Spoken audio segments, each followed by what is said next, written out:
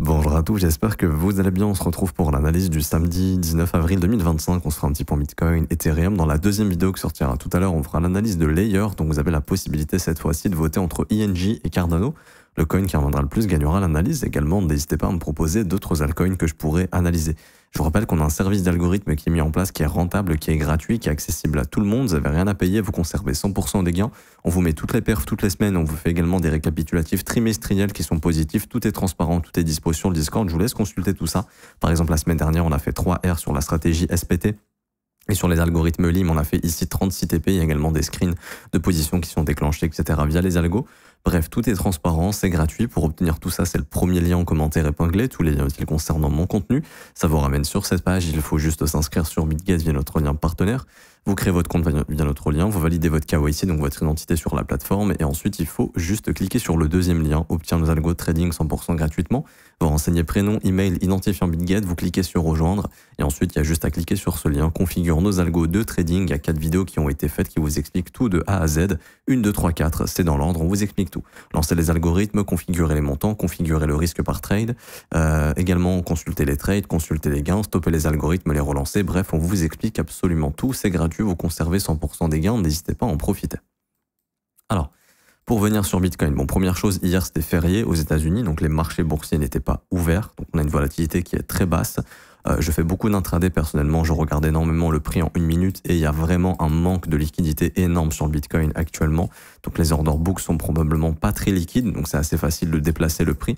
Et on le voit ici quand vous allez comparer par exemple le price action qu'on a eu hier et vous regardez ce qu'on peut avoir les jours précédents, c'est le jour et la nuit. Moi je le vois direct au niveau de la liquidité, ça n'a absolument rien à voir. Donc il y a très peu d'acteurs qui sont actifs, je pense, il y a peut-être juste 95% d'algorithmes probablement.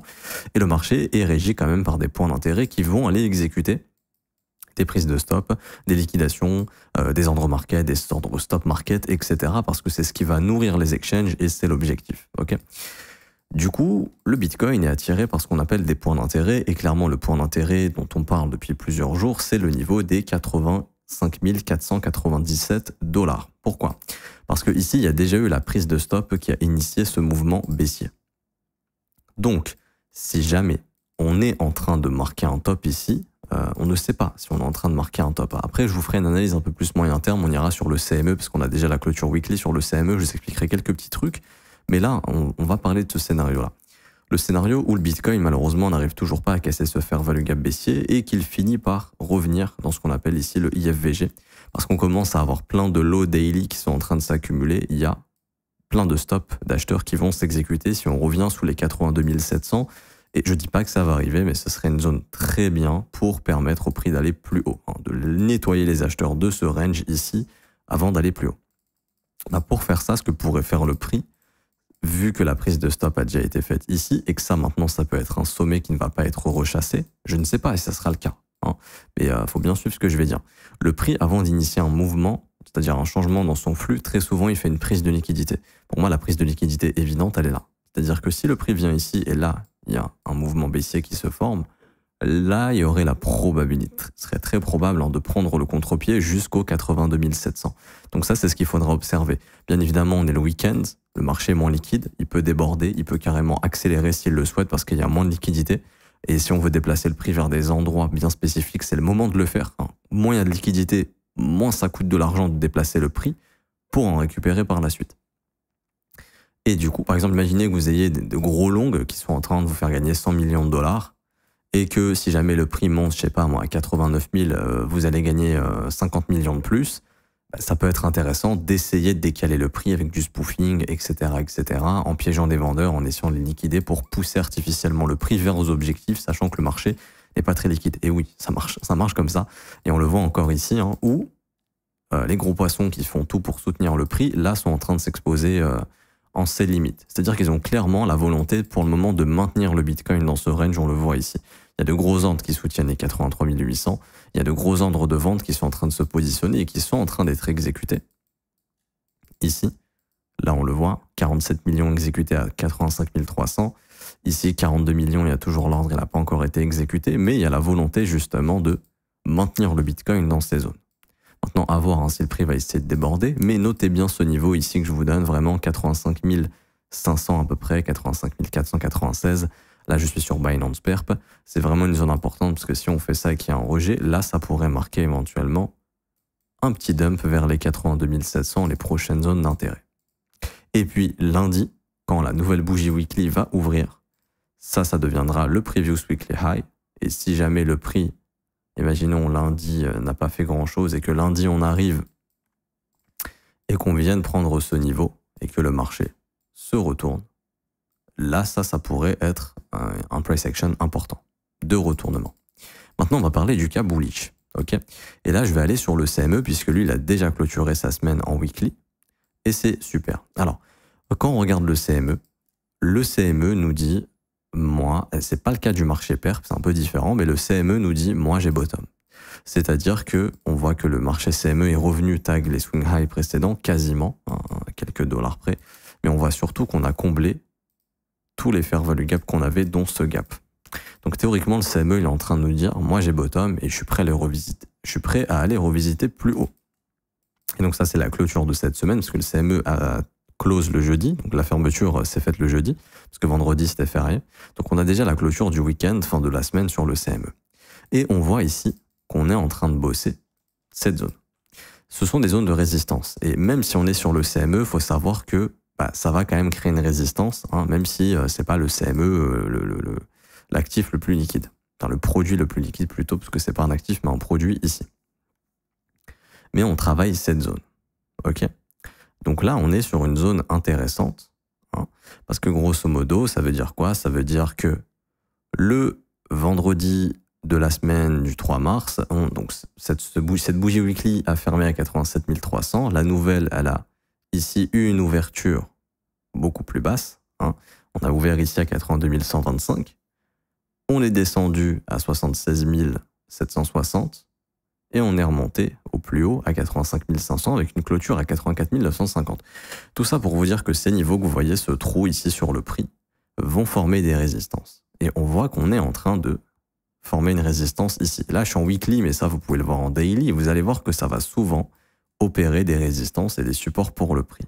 Donc tout ce qui va être New Week Open Gap, New Day Open Gap, Volume Imbalance, etc. Ça j'en parle dans le mentorship, mais ça va opérer des résistances ou des supports. Et donc on voit ici que ça fait quand même 1, 2, 3, 4, 5 semaines qu'on bosse cette zone. Si le marché, là on est sur le CME, hein, si sur le CME on voit qu'on arrive, enfin c'est même pas sur le CME, c'est si Bitcoin, hein, grosso modo, arrive vraiment à aller au-dessus des 89 000 et à y rester, ou à s'en servir comme support par la suite, c'est-à-dire que cette zone, si on la passe, deviendra support, le Bitcoin commencera un rebond plus important que ce qu'il est en train de faire ici. Puisque, et donc ça c'est la thèse bullish, c'est de se dire que grosso modo, Bitcoin va sans problème réussir à casser les 89 000 $. Parce qu'en fait, 88 752, on sait qu'on va y revenir à un moment donné. Quand? On ne sait pas. La question c'est est-ce qu'on rejette ici et on fait ça, ou est-ce que on fait ça et on repart à la baisse, ou est-ce que on fait ça? Ok? Si on fait ça, la question derrière c'est est-ce que Bitcoin va réussir à se servir de cette zone comme support pour continuer de monter et aller chercher d'autres points d'intérêt comme le sommet par exemple du mois de mars qui est à 95 000 $. Ou est-ce que le Bitcoin va faire ça? C'est ça la question. Et ça, c'est impossible d'y répondre en attendant de voir quelle zone de prix le marché va aller taper et comment il va réagir. C'est ça qui est important. Parce qu'avant chaque mouvement, il y a une prise de liquidité. Je le redis tout le temps, pas forcément la prise de liquidité ultime, mais avant chaque mouvement, vous allez avoir une prise de liquidité. Très souvent. Par exemple, là, je suis sûr que si je m'amuse, voilà. Ici, il y a une prise de liquidité avant d'initier ce mouvement aussi. C'est la base, obligatoire. C'est pas obligatoire, mais je vous dirais dans 8 à 9 cas sur 10, c'est le cas. C'est très très très souvent le cas. Par exemple, avant d'initier ce gros mouvement aussi, je vois ici qu'il y a une prise de liquidité qui est faite. Là, ce qu'on observe, c'est, ok, s'il y a une prise de liquidité ici, il se passe quoi? S'il y a une prise de liquidité ici, il se passe quoi? S'il y a une prise de liquidité ici, il se passe quoi? Et c'est ici qu'on peut intervenir. Parce que là, les gens sont en train de trader là-dedans, mais ils ont tous leur stop ici. Et les acheteurs, ils ont tous leur stop ici. Là, si tu es en train de te positionner swing là-dedans, tu prends un énorme risque de te faire stopper si tu es short, là, donc au-dessus des 85 500 ou au-dessus des 86 500. Et si tu es acheteur, tu prends énormément de chances de te faire stopper sous les 84 260, sous les 83 600, sous les 83 000, sous les 82 700. Et c'est pour ça que la prise de liquidité, c'est le moment ultime pour se positionner et aller dans le sens de votre billet, donc qu'il soit haussier ou baissier. Enfin bref. Et donc si jamais on va aux 89 000, etc., on passera cette zone et après, ça devrait servir en support. Et si vraiment ça sert en support, parce que si ça ne sert pas en support, c'est juste une prise de stop et là, il faudra s'attendre à aller visiter de nouveau plus bas. Mais si ça sert en support, à ce moment-là, la prochaine zone, elle est évidente, elle est là pour moi. C'est-à-dire qu'on pourrait voir Bitcoin retracer en zone de rechargement de short, donc entre les 96 000 $ et les 102 000 $, mais pas que. Surtout revenir bosser cette grosse zone de prix ici qui appelle le Bitcoin à un moment donné.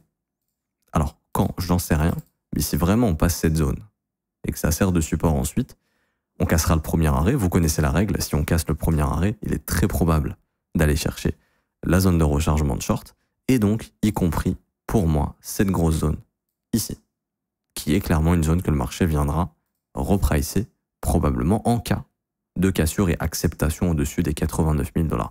Et ça, c'est une zone, si on y vient, dans laquelle il faut faire extrêmement attention, parce que si le Bitcoin a formé un top, il pourrait faire ça. Et c'est pour ça qu'il faut faire attention à ce qui se passe ici. Si le Bitcoin reste fort, let's go, faire un nouvel ATH. Quels seraient les objectifs? Assez rapidement, essayer d'aller chercher des extensions 161 200 comme on fait à chaque fois, qui ici seraient comprises entre les 132 000 et les 145 000. Exemple, l'extension de cette zone annonçait un Bitcoin entre 90 et 100 000, c'est bien une zone qu'on est venu chercher.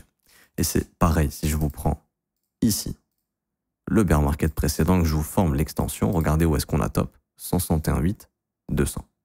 Donc c'est souvent les futures zones qu'on va chercher quand on fait un nouvel ATH. La question c'est, est-ce qu'on sera dans ce scénario, juste une prise de liquidité et un reversal? Je ne sais pas. J'en sais rien encore une fois. Moi, mon but, c'est pas de jouer à Madame Irma et de vous dire oui, c'est sûr qu'on va faire ci, on va faire ça. Non, je m'en fous. J'identifier les zones et en fonction de ce que fait le prix, et quand il va taper ces zones, là, j'ai un avantage à haute probabilité pour intervenir et c'est ce que je fais tous les jours en intraday. Alors bien sûr, des fois ça fonctionne, des fois ça fonctionne pas. Il n'y a aucun setup qui marche à 100%, mais ça fonctionne plus d'une fois sur deux et ça me permet de gagner de l'argent. Et c'est comme ça que je vais opérer. Et comme ici, ce gap, en fait, il faut comprendre que les gaps aussi offrent des zones de support, tout comme ce qu'on voit ici. Donc là, c'est résistance dans notre cas, ça c'était support, et donc on est en train de faire ping-pong entre ces deux zones. Je ne sais pas si j'ai d'autres exemples à vous montrer, peut-être pas en weekly, mais en daily, j'en ai probablement plein. Par exemple ici, hein. Là, ça a opéré une résistance, on le voit avant de renclencher au sud, ça a été cassé, ça a servi comme support, ça a envoyé le prix plus haut. Et ça, c'est un truc que vous pouvez voir vraiment très très souvent. Et en fait, sur le CME, il y en a plein. Ici, hop, c'est cassé, boum, on accélère. Ce gap a servi de support. Je ne sais pas si j'ai d'autres exemples nécessairement. Ce gap a servi de support, bien évidemment. Petit volume imbalance ici qui saute. Donc ensuite, ça a servi un peu de résistance. Mais voilà, c'est des trucs qu'on voit assez souvent, même ici. Hein. Hop, hop, hop. Vous voyez, cassure, résistance, rejet. Bref, donc c'est un truc assez intéressant à observer. Ce genre de petite action de prix. Et voilà, je voulais parler de ça avec vous aujourd'hui. Parce que c'est vrai que il est tout à fait possible hein, qu'on soit en train de se préparer à voir Bitcoin aller chercher sa zone de rechargement de short au cours du printemps, voire au cours de l'été. Ce serait pas du tout impossible après cette baisse ici. Et du coup, si c'est le cas, les objectifs seraient éventuellement 98 000, 102 000 $, 103 000 $. Ce ne serait pas du tout impossible. Mais encore est-il, il va falloir résoudre ces fameuses zones ici qu'on est en train de laisser.